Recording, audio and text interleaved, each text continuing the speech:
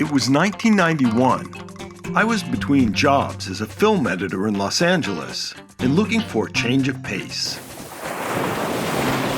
My photographer friend Bob suggested we do some traveling and shoot a documentary along the way. Both of us had always been curious about China. The world's most populous nation, China had embraced communism in 1949 with Chairman Mao's revolution, and for the next quarter century, the country remained aloof and closed off to the outside world.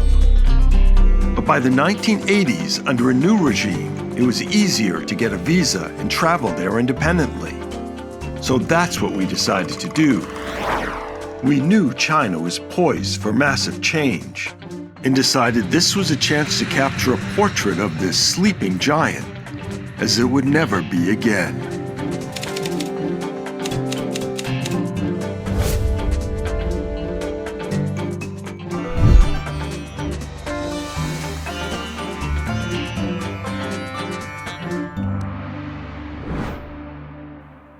This was our plan.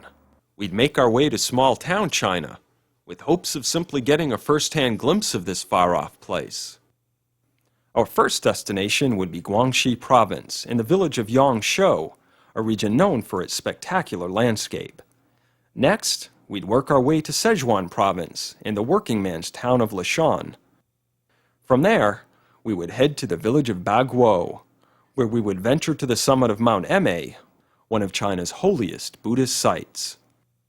For now, though, we would touch down in Hong Kong, our first stop along the route, in our gateway to the east.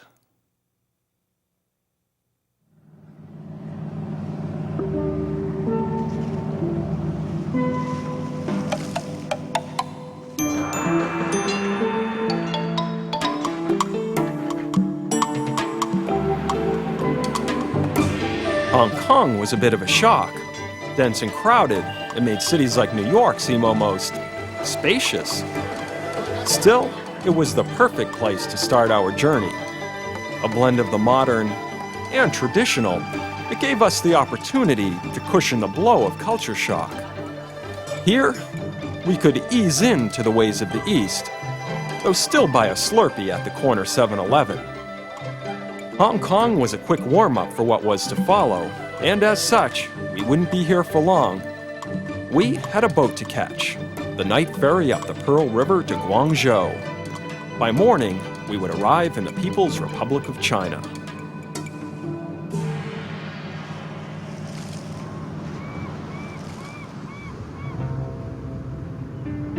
As the sun went down over the South China Sea, we couldn't help but wonder what lay ahead. But that was the essence of travel, to experience the strange and unusual firsthand. While we slept, we cruised upriver to the Chinese port city of Guangzhou. From there, we worked our way to the village of Yangshou, in an area revered for its beauty. We arrived in darkness, though as morning came it was clear. We had entered a completely different world from where we started.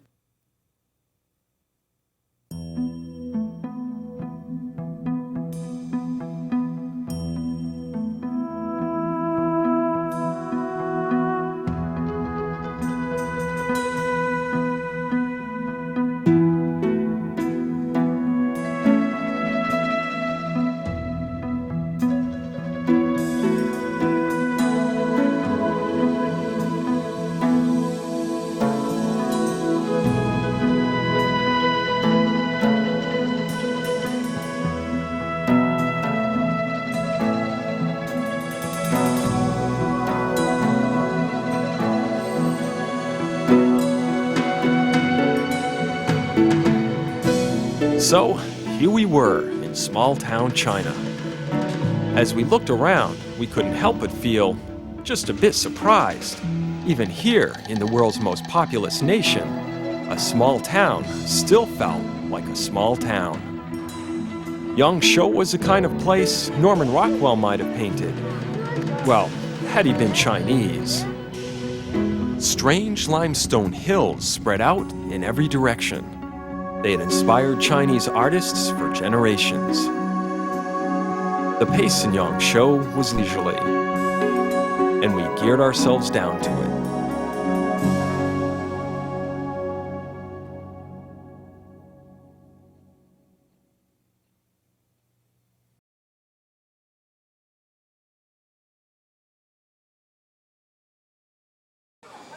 Now that we had made it to China, our first order of business was to simply get a feel for this place. Though it's always easier if you can speak a bit of the native tongue.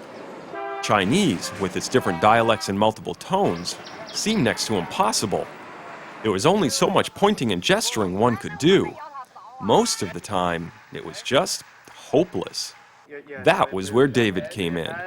David was a young Chinese man we'd met in Yangshuo soon after arriving. He spoke some English, though wanted to learn more, mostly English profanity. He offered his services as guide interpreter, and we gladly took him up on it.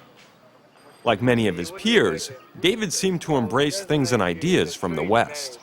There were no coolie hats and mouse suits for him. He was part of the Nikes and T-shirts crowd, and was ready to learn to make a buck. He was also our ticket to the lively streets of Yangshuo.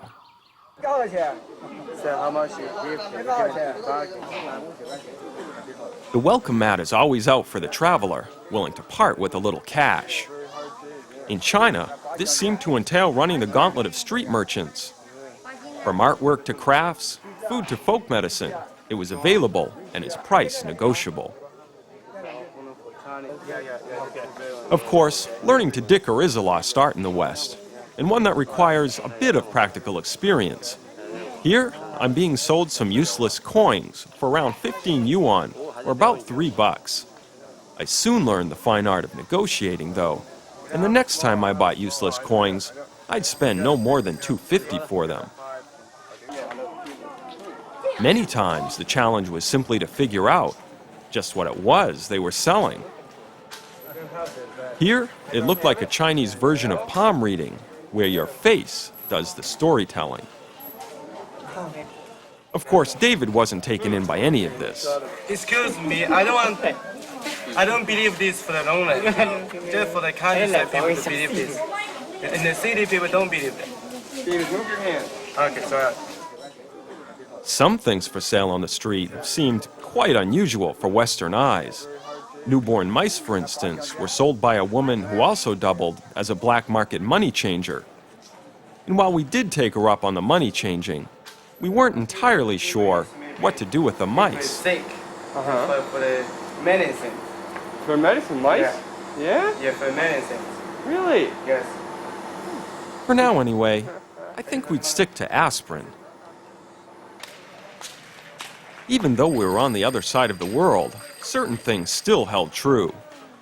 Summer was still a time to goof off, and every town had a place where kids could be kids, no matter what the age.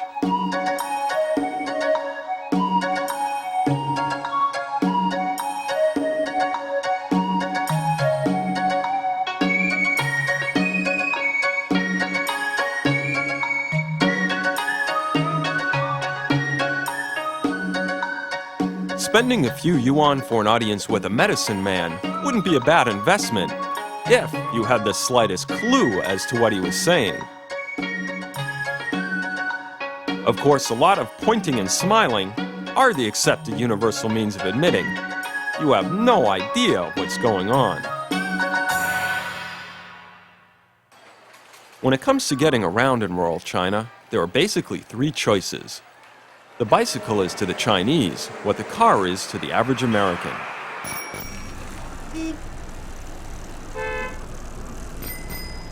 Or, if traveling longer distances, you might want to take the bus.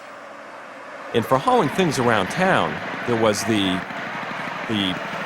well, Here we have personal transportation Chinese style. We're not quite sure what they're called, but we do know that they're somewhat of a cross between a Harley hog and a John Deere tractor. Tractor motor up in front here, tractor tires, rider sits back here, shifts from here, and holds the handlebars. Something like Rebel without a tractor, I don't know, but it's one of the most popular means of getting around rural parts of China.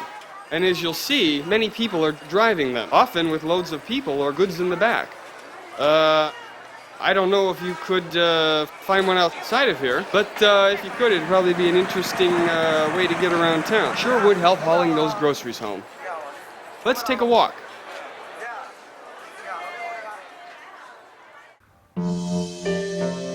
Somewhere along the line, we'd gotten the idea that China was a land of lush greens, where men and women in strange straw hats plowed endless fields with lumbering angular beasts that somehow looked like cattle. Nearly 80% of all people in China are farmers, with most still working the land by hand. To us, that seemed refreshing.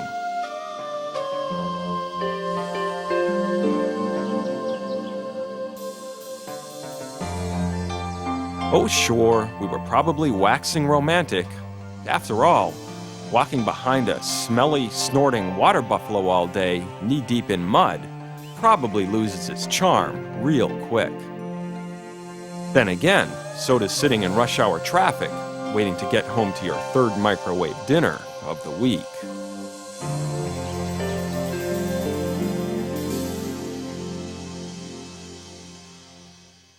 Coming up, we venture to a place that few Westerners have ever seen. For more from the Travel Time Machine, subscribe now and go on to episode 2.